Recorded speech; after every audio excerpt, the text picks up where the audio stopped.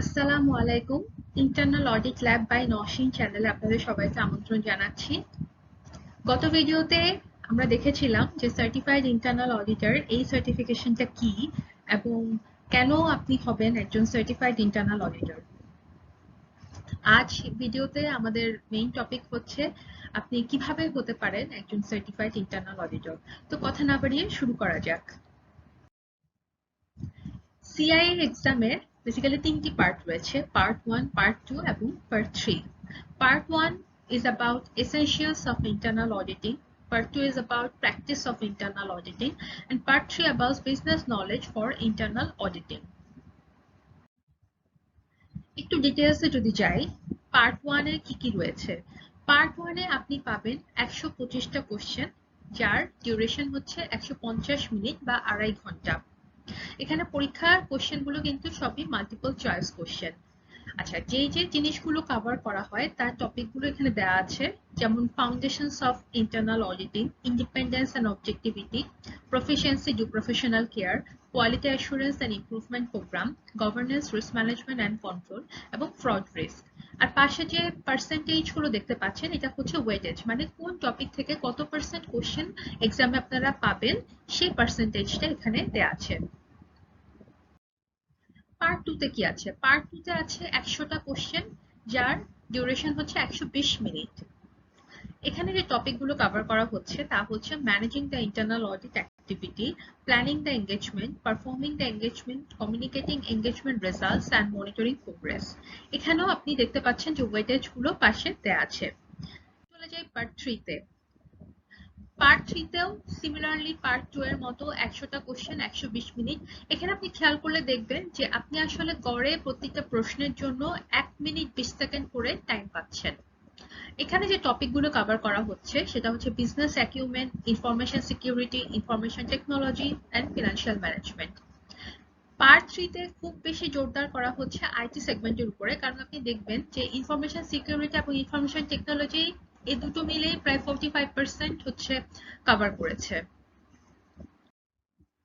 এবার চলে আসি এই যে পরীক্ষাগুলো তার কস্ট কিরকম। তবে 1 সেপ্টেম্বর 2020 থেকে আসলে সিআই এর এক্সামের কস্টটা একটু বেড়ে গেছে। সো যারাই এর মধ্যে পরীক্ষা দিচ্ছেন তাদের জন্য সবারই নতুন কস্ট চার্জ হবে। আবার কস্টের দিক থেকে ক্ষেত্রে আবার একটু ভেরিয়েশন হয়, আপনি মেম্বার নাকি নন মেম্বার সেটার উপর ভিত্তি করে। মেম্বার বলতে আপনি এখানে ইনস্টিটিউট অফ ইন্টারনাল অডিটর বাংলাদেশের মেম্বার যদি হয়ে থাকেন, তাহলে সেই মেম্বারশিপের থ্রুতে আপনি গ্লোবাল মেম্বারশিপের অ্যাফোর্ডেবিলিটিটা পেয়ে যাচ্ছেন। এক্ষেত্রে আপনার যদি আপনি মেম্বার হয়ে থাকেন তাহলে কিছু রিডিউসড প্রাইসে আপনি এক্সামের কস্টগুলো পাবেন। সো দেখে আসি কস্টগুলো কেমন। এক্সামের কিন্তু দুটো পার্ট রয়েছে, একটা হচ্ছে অ্যাপ্লিকেশন ফি আর একটা হচ্ছে রেজিস্ট্রেশন ফি। অ্যাপ্লিকেশন ফি হচ্ছে আপনার $115। পার্ট 1 এক্সামের নতুন প্রাইস হচ্ছে $295, পার্ট 2 এর ক্ষেত্রে $265, পার্ট 3 এর ক্ষেত্রে $265। আবার আপনি যদি নন মেম্বার হয়ে থাকেন তাহলে সেক্ষেত্রে আপনার অ্যাপ্লিকেশন ফি চলে যাচ্ছে $230। পার্ট 1 এক্সামে $425, পার্ট 2 এক্সামে $395, পার্ট 3 এক্সামের জন্য $395। সো আপনি যদি মেম্বার হন তাহলে ওভারঅল আপনার কস্ট আসলে পড়বে $940, আর যদি নন মেম্বার হন তাহলে $1445। আপনি মেম্বার হয়ে যাওয়াটাই হচ্ছে সবচেয়ে বেশি বুদ্ধিমানের কাজ, কারণ মেম্বারশিপে আপনি শুধু এক্সামের ক্ষেত্রে রিডিউস কস্ট পাচ্ছেন তা না, মেম্বার হলে আপনি অনেক ম্যাটেরিয়াল ওখানে ফ্রিতে ডাউনলোড করতে পারবেন, যেটা আপনার পরীক্ষার জন্য খুবই দরকারি। চলে আসি এলিজিবিলিটি রিকোয়ারমেন্ট। সিআইএ এলিজিবল হওয়ার জন্য আপনার আসলে 4টা রিকোয়ারমেন্ট ফুলফিল করতে হবে: এথিক্স, এডুকেশন, এক্সপেরিয়েন্স এবং এক্সাম। এথিক্স রিকোয়ারমেন্টে কি আছে? এই যে আপনার মধ্যে হাই লেভেল অফ ইন্টিগ্রিটি এবং মোরালিটি আছে কিনা সেটা আপনাকে একটা ক্যারেক্টার রেফারেন্স ফর্মের থ্রুতে সাবমিট করতে হবে। এই ফর্মটা অবশ্যই একজন সিআইএ, সিআরএম এ বা আদার যে ইন্টারনাল অডিট সার্টিফিকেশন রয়েছে অথবা ইউর রেসপেক্টিভ সুপারভাইজার সাইন করে দিতে পারবে আপনার ক্যারেক্টার রেফারেন্স ফর্মটি। এডুকেশন এবং এক্সপিরিয়েন্স রিকোয়ারমেন্ট আমি বোঝার সুবিধার্থে একসাথে বলছি। আপনার যদি মাস্টার্স ডিগ্রি থাকে তাহলে আপনার 1 বছরের ইন্টারনাল এক্সপিরিয়েন্সই সাফিসিয়েন্ট।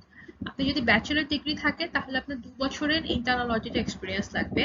এর বাদে যদি অন্য কোনো ডিগ্রি থাকে তাহলে আপনার 5 বছরের ইন্টারনাল অডিট এক্সপিরিয়েন্স লাগবে। এক্ষেত্রে ইন্টারনাল অডিট এক্সপিরিয়েন্স নাই, এর সাথে যে রিলেভেন্ট আরো ডিপার্টমেন্ট গুলো রয়েছে যেমন risk management, control, internal control অথবা কমপ্লায়েন্স, এসবে যদি আপনার অডিট এক্সপিরিয়েন্স থেকে থাকে তাহলেও আপনার জন্য সেটা অডিট এক্সপিরিয়েন্স হিসেবে কাউন্টেবল হবে। এক্সাম রিকোয়ারমেন্ট কি? ফার্স্ট স্টেপ হচ্ছে অ্যাপ্লাই। আপনাকে প্রথমেই আপনি যখন আইআইবি মেম্বার হয়ে যাবেন, তার মাধ্যমে আপনি যখন গ্লোবাল আইআই একটা নাম্বার পাবেন, আপনি আইআই ওয়েবসাইটে গিয়ে সিসিএমএস নামে একটা পোর্টাল আছে যার ফুল ফর্ম হচ্ছে সার্টিফিকেশন ক্যান্ডিডেট ম্যানেজমেন্ট সিস্টেম। আপনি সেখানে একটা প্রোফাইল ক্রিয়েট করবেন। তারপরে আপনার যত ডকুমেন্টস আছে সেগুলো আপনাকে আপলোড করতে হবে, যেমন আপনার ফটো আইডি, এক্ষেত্রে পাসপোর্ট হচ্ছে সবচেয়ে ভ্যালিড ফর্ম। তারপরে আপনার এই এডুকেশনাল যেসব ডকুমেন্টস আছে, সার্টিফিকেট, সেগুলো আপলোড করতে হবে। দেন আপনি যে ক্যারেক্টার রেফারেন্সের কথা বলছিলাম সেটাও ইলেকট্রনিক্যালি সিসিএমএস এর থ্রুতে আপনি করতে পারবেন। সেকেন্ড স্টেপ হচ্ছে আপনাকে টেস্ট দিতে হবে। আপনার সিসিএমএস প্রোফাইল অ্যাক্সেস করবেন, সেখানে ম্যানেজ প্রোগ্রামে ক্লিক করবেন, দেন আপনি প্রোগ্রামের জন্য রেজিস্ট্রেশন করবেন। এক্ষেত্রে ফার্স্ট আপনি অ্যাপ্লিকেশন ফি দিয়ে পুরো প্রোগ্রামের জন্য এন্টাইটেলড হবেন, দেন প্রত্যেকটা এক্সামের জন্য আপনাকে আলাদা আলাদা করে রেজিস্ট্রেশন করতে হবে। $115 যেটা অ্যাপ্লিকেশন ফি, সেটা ওয়ান টাইম। তারপরে যখন আপনি পার্ট 1 করবেন, পার্ট 1 এর রেজিস্ট্রেশন ফি দিবেন, পার্ট 2 করবেন, পার্ট 2 টা দিবেন, পার্ট 3 করবেন, পার্ট 3 রেজিস্ট্রেশন ফি দিবেন। রেজিস্ট্রেশন ফি গুলো আলাদা। এভাবে প্রসেস শেষ করার পর আপনি আপনার এক্সামটা স্কেডিউল করবেন। এক্সাম স্কেডিউল হয়ে গেল, আপনি পাসও করে ফেললেন, দেন কি আসবে? আপনি সার্টিফাইড হয়ে গেলেন। বাট এখানে কিন্তু শেষ না, আপনাকে আপনার এক্সপেরিয়েন্স ভেরিফিকেশন ফর্মটা সাবমিট করতে হবে। এটা আপনি চাইলে আগেও সাবমিট করে রাখতে পারেন, বাট আগে প্রয়োজন হয় না, আপনি সার্টিফাইড হওয়ার পরও সাবমিট করতে পারেন। যখন আপনার এই রিকোয়ারমেন্টগুলো ফুলফিল হয়ে যাবে, আপনি তখনই আপনার সার্টিফিকেটটা রিসিভ করবেন। আপনি সিসিএমএস এ গিয়ে আপনার সার্টিফিকেটের সফট কপি ডাউনলোড করতে পারবেন, আর প্রিন্টেড কপিও আপনি অর্ডার করতে পারবেন, সেক্ষেত্রে একটা ফি প্রযোজ্য হবে। এক্সামের কিছু জিনিস আমাদের একটু মনে রাখা দরকার। এক্সামটা হচ্ছে কম্পিউটার বেসড টেস্টিং হয়ে থাকে। ঢাকায় অলরেডি সেন্টার রয়েছে, সেখানে গিয়ে আপনারা পরীক্ষা দিতে পারেন। ইভেন আপনি বাসায় অনলাইনেও দিতে পারেন, তবে সেক্ষেত্রে আপনার বেশ কিছু রিকোয়ারমেন্ট আসলে ফুলফিল করতে হয়। আমি সাজেস্ট করবো আপনারা সেন্টারে গিয়ে দেন, সেটা হচ্ছে বেটার। আর এটা তো এমসিকিউ পদ্ধতিতে হয়। স্কোরের ব্যাপার চলে আসি। আপনি পরীক্ষায় যেই কয়টি উত্তর কারেক্টলি দিতে পারবেন সেটার বেসিসে স্কোর আপনার আসবে, সেটাকে পরে কনভার্ট করা হয় স্কেল স্কোরে, যেটার রেঞ্জ হচ্ছে 250 থেকে 750, এবং পাসিং মার্ক হচ্ছে 600+। আপনি পাস করে গেলে আপনি কত স্কোর পেলেন সেটা দেখবেন না, বাট ফেইলড হলে আপনার সেই স্কোরটা আসবে, এবং অবশ্যই সেটা 600 এর বিলো হবে।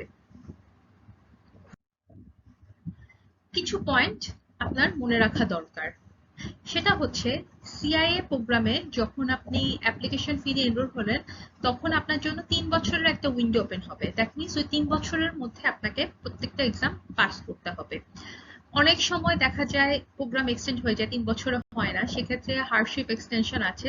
বাট আমি বলবো আপনারা 3 বছরের মধ্যে পাস করার চেষ্টা করবেন, কারণ এক্সটেনশন এগুলো একটু জটিল প্রক্রিয়া, ওগুলোতে না যাওয়াটাই বেটার। আপনারা চাইবেন 3 বছরের মধ্যেই শেষ করে ফেলতে।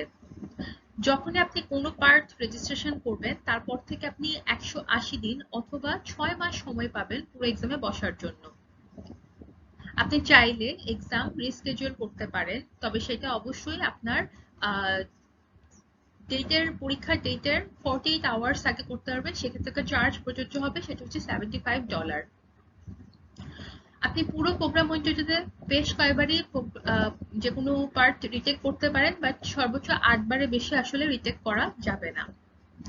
আর last but not the least, সেটা হচ্ছে যে আপনি যদি কোনো পার্ট ফেল করে থাকেন তাহলে তার 1 মাস পরে আপনি আবার সেই পরীক্ষাটা দিতে পারবেন। সো এই ছিল মোটামুটি কিভাবে হতে পারে সিএ তার খুঁটিনাটি। আজ তাহলে এই পর্যন্তই। সবাই ভালো থাকবেন, সুস্থ থাকবেন। আশা করি ভিডিওটা আপনাদের কাজে দেবে। Thanks for watching.